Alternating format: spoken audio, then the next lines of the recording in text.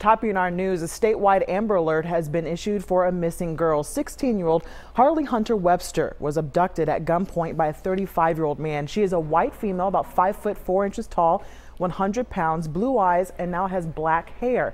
The suspect is a heavy-set black man with long dreads and was wearing all black. They were last seen early morning leaving an apartment complex in Knoxville on foot. The suspect should be considered armed and dangerous. If you have seen her or have any information that may help investigators, call 1-800-TBI-FIND. A masked man in Sweden launched a savage attack at a school, stabbing teachers and students. Authorities say one teacher and a second victim have died. 2 others are in the hospital in critical condition.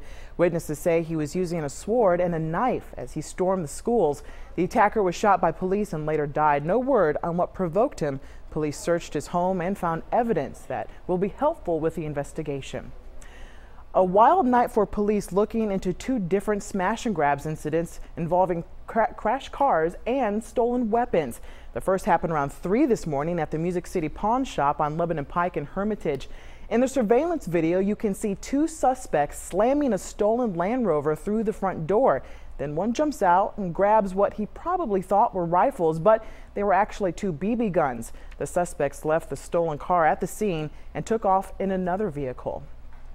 And this was the scene at the second incident and happened a couple of hours later around 5 a.m. at the Gun City, USA off of Murfreesboro Pike. Burglars apparently tried to use a stolen truck to slam through barriers and into the store, but were not successful.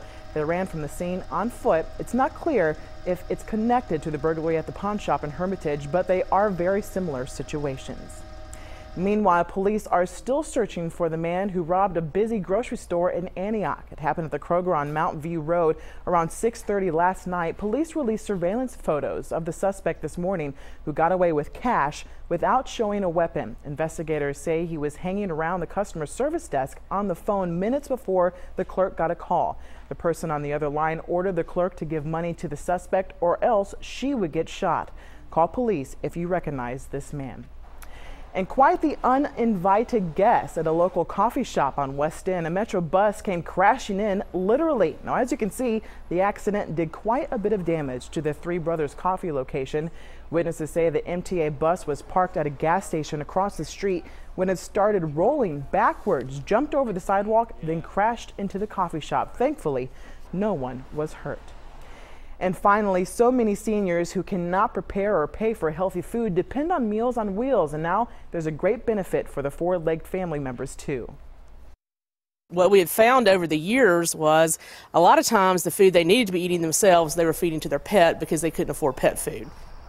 Now, a couple of times a year, Mars donates Nutro pet food to the Mid-Cumberland Meals on Wheels. That allows volunteers to deliver large bags of pet food along with healthy food for the seniors.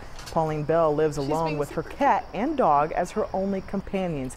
She said the food helped save her cat's life when she was sick and needed a healthier diet. I was heartbroken. I knew she was dying. She's totally lethargic. She just lay there. Sometimes I'd have to take the food to her. And I know it was the food that saved her life. The nonprofit helped feed 450 pets and 350 seniors this year, but it still has 300 seniors on a wait list. If you'd like to help, there's a link on our website, newschannel5.com.